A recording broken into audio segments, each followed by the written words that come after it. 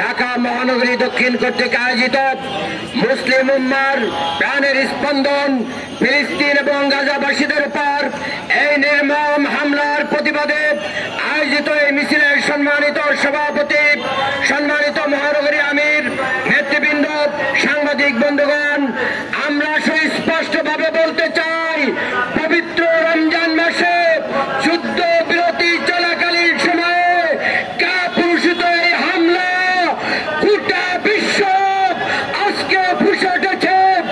আগামী দিনে ইসরায়েলকে পৃথিবীর মানচিত্র থেকে নিশ্চিহ্ন করে দিবে।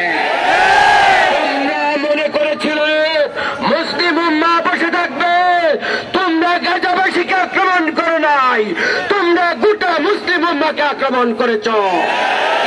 মুসলিম উম্মাহর নেতৃবৃন্দকে আমরা বলতে চাই, জাল হক ওয়াজহাকাল বাতিল, সত্য সমাগত, মিথ্যা প্রতিশ্রিত।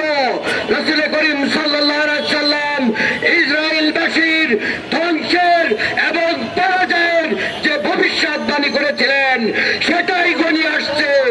এখন তাদের এই হামলা বন্ধ না করলে সমগ্র মুসলিম উম্মাহ তাদের বিরুদ্ধে ঝাঁপিয়ে পড়বে ইনশাআল্লাহ।